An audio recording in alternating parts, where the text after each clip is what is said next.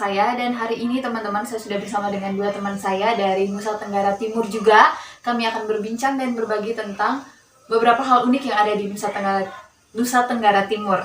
Di sebelah saya ada Nugres dari Manggarai, ada Ina Pugel dari Nara. Oke, kita mulai saja ya teman-teman. Oke, hal unik yang pertama ada di Larantuka, teman-teman. Di sana terdapat satu kerajaan Katolik dan itu hanya satu-satunya di Indonesia, teman-teman. Nah, kerajaan Katolik ini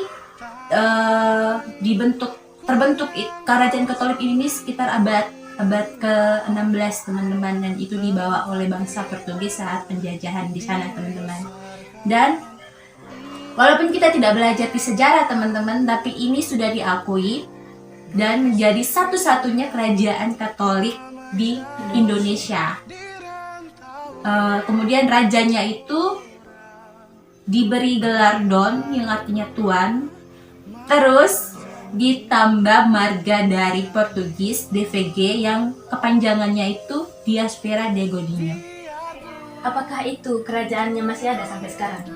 Kerajaan itu masih ada sampai sekarang, teman-teman. Walaupun sudah ada sistem pemerintahan, tapi kerajaan itu masih ada sampai sekarang. Kemudian itu rajanya masih sangat berperan aktif dalam hal keagamaan, teman-teman.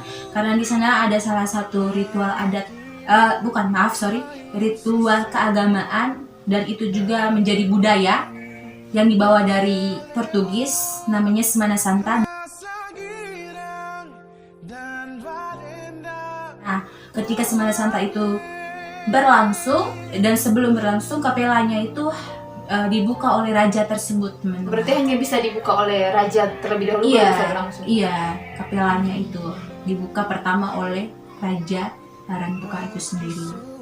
Seperti itu, teman-teman, hal unik yang ada di Larantuka. Teman-teman harus tahu dan teman-teman harus mampir ke sana untuk melihat kerajaan Larantuka itu seperti apa. Nah teman-teman, jadi ternyata tuh bangsa Indonesia tuh bukan hanya ada kerajaan Hindu, Buddha, Islam, tapi juga ada satu-satunya kerajaan Katolik, yaitu ada di Larantuka, Provinsi Nusa Tenggara Timur. Unik.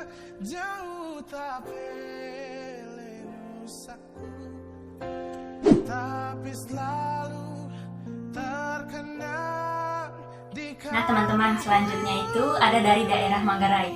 Jadi teman-teman mungkin sudah tahu tentang sebuah persawahan yang bentuknya seperti jaring laba-laba. Jaring laba-laba? Iya, jaring laba-laba. Nah, persawahan itu tuh biasa disebut dengan lingkolodok. Berasal dari daerah Manggarai. Pada umumnya di seluruh daerah Manggarai itu menggunakan sistem persawahan seperti itu. Tapi yang paling terkenal sekarang itu mungkin ada di daerah Cancar, Kabupaten Manggarai. Yang sempat terkenal karena video, terus ada beberapa artis juga yang sering berkunjung ke sana, kan? Oh iya, betul. Karena sekarang itu tempat itu sudah dijadikan seperti destinasi wisata. Oh iya, salah satu daya tarik wisata di sana. Iya. Nah teman-teman, jadi persawahan Lingkolodok ini merupakan warisan budaya dari leluhur Manggarai terdahulu. Jadi teman-teman, Lingkolodok ini merupakan sistem pembagian sawah yang bermula dari titik tengah yang disebut lodok dan ditarik garis. Jadi pembagiannya itu ditarik garis dari titik tengah lodok itu ke belakang ke arah luar yang disebut cicing. Cicing itu seperti pembatas antara lahan satu milik orang lain dengan orang lain lagi, sehingga pola tanah tersebut itu dari kecil di bagian dalam sehingga semakin keluar semakin besar sehingga terbentuklah jaring laba-laba. Nah teman-teman, pembagian tanah Lingkolodok ini dilakukan oleh ketua adat yang ada di daerah tersebut atau biasa disebut dengan Tua Teno. Nah, sebelum melakukan pembagian tanah ini dilakukan ritual adat yang disebut Tente Teno. Tente itu artinya tanam, Teno itu artinya kayu. Jadi kayu Teno itu akan ditaruh di tengah tanah ulayat Lingko itu dan dilakukan persembahan seperti sesajian kepada leluhur berupa darah hewan. Darah hewan-hewan itu ada apa tidak sih? Ada pilihan khusus hewan tidak sih? Kalau yang biasa berlangsung itu darah dari hewan kambing atau tidak kerbau jantan. Nah teman-teman, jadi ternyata selama ini kan saya sendiri sih sebagai orang NTT, saya baru baru tahu ceritanya kenapa ada sawah berbentuk jaring laba-laba tuh ceritanya ternyata seperti itu karena ada pembagian. Padahal ada tradisi juga budaya gitu, makanya dia seperti itu. Kiranya tuh kayak cuma asal-asalan saja ada kayak gitu terus kayak terkenal. Ternyata seperti itu teman-teman ceritanya.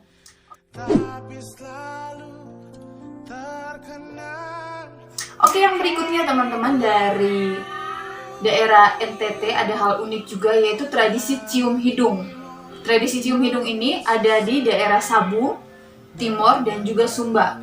Dari 3 daerah ini sendiri sebutan untuk tradisi cium hidung ini berbeda-beda. Nah, simbol dari tradisi ini adalah penghormatan dari yang lebih muda ke yang lebih tua. Terus simbol kejujuran dan juga sebagai simbol ketika kita menyapa orang. Gitu. Ini sebagai cara penyambutan kepada tamu gitu. Nah, kenapa simbol kejujuran teman-teman? Mereka mempercayai bahwa ini itu tradisi yang sudah berlangsung sejak dari nenek moyang. Jadi kenapa kejujuran? Saat kita bertatapan dengan orang, menempelkan hidung kita, nah itu kan kita saling menatap mata nih, mata dengan mata.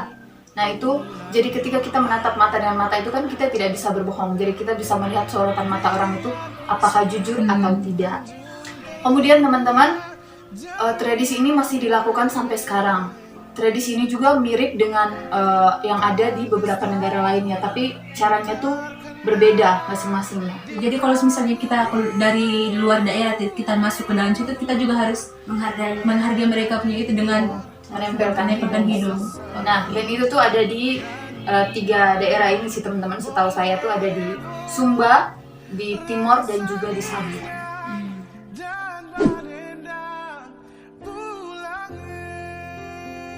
Oke, berikutnya ada hal unik dari Flores Timur juga teman-teman, tapi di pulau seberang Larantuka yaitu Adenara. Nah, hal unik ini namanya lewak tapo teman-teman. Lewak tapo itu berarti belah kelapa. Lewak itu belah, tapo itu kelapa. Nah, ini merupakan ritual adat teman-teman. Jadi acara adat itu bagi orang yang meninggalnya dalam tanda kutip tidak wajar. Itu seperti kecelakaan, misalnya ditabrak atau dia jatuh motor sendiri, terus mungkin dibunuh, terus mungkin dia bunuh diri, atau dia tiba-tiba langsung meninggal tanpa sakit atau apapun itu teman-teman. Nah seperti itu teman-teman contohnya. Jadi ketika mereka meninggal secara tidak wajar itu, acara ini akan dibuat teman-teman sebagai untuk mencari tahu apa kesalahan mereka sehingga mereka meninggalnya seperti itu, apakah salah nenek moyang atau salah mereka dalam keluarga teman-teman. Nah, acara ini mereka pakai sebuah kelapa, itu uniknya teman-teman. Kelapa yang diambil bukan sembarang kelapa teman-teman.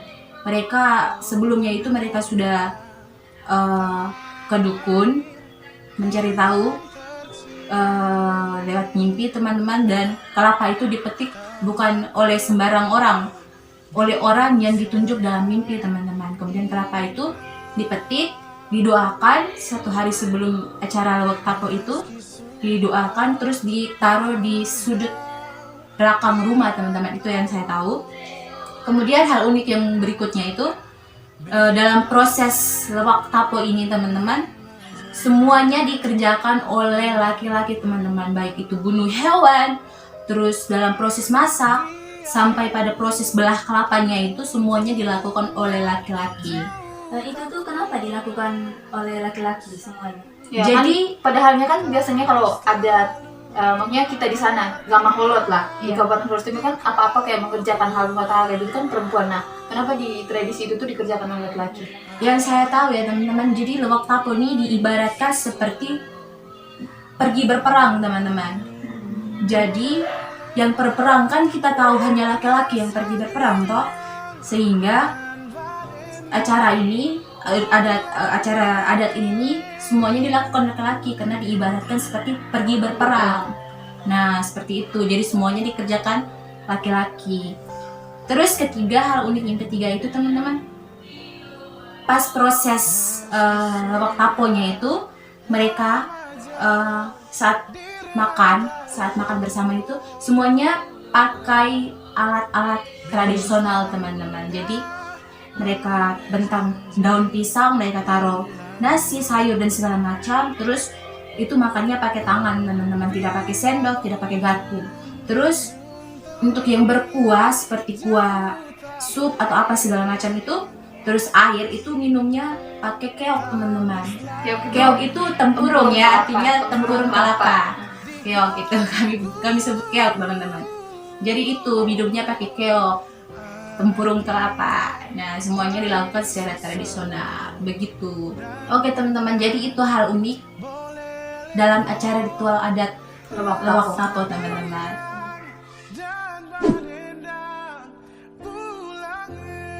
Nah teman-teman, salah satu hal unik yang ada di Provinsi NTT itu berasal dari daerah Lembata. Teman-teman pasti banyak yang sudah tahu tentang tradisi berburu paus di daerah Lembata. Ya. Nah, jadi tradisi ini biasa dilakukan pada bulan Mei hingga bulan Oktober. Kenapa dilakukan pada bulan-bulan seperti ini? Karena masyarakat di sana itu memperkirakan pada bulan-bulan seperti inilah paus-paus itu bermigrasi melewati perairan Lembata. Kemudian, tidak semua paus itu diburu teman-teman, hanya jenis paus sperma. Dan juga paus-paus yang tidak boleh diburu itu paus biru dan juga paus yang lagi mengandung. Mengapa mereka tidak diperbolehkan untuk memburu paus biru? Karena menurut mitologi masyarakat di sana itu paus biru itu pernah menolong salah satu nelayan dari Lamalera. Jadi mereka mensakralkan paus biru. Nah teman-teman, hasil berburu paus itu akan mereka jadikan sebagai syukuran masyarakat dan akan mereka bagikan ke seluruh masyarakat di desa tersebut. Jadi itu teman-teman hal unik dari berburu paus di Lamalera, Lembata. Nah teman-teman, itu dia sedikit informasi tentang hal-hal unik yang ada di daerah Nusa Tenggara Timur, mulai dari Adonara tadi, Larantuka, kemudian Lembata, Manggarai, terus Sumba, Timor, Sabu. Mungkin itu saja bisa kami bagikan. Semoga video ini bermanfaat untuk teman-teman. Dan kalau teman-teman tahu hal-hal unik lainnya, teman-teman bisa komen di bawah sini biar kita bisa saling berbagi. Terima kasih sudah menonton. Dadah. Bye-bye.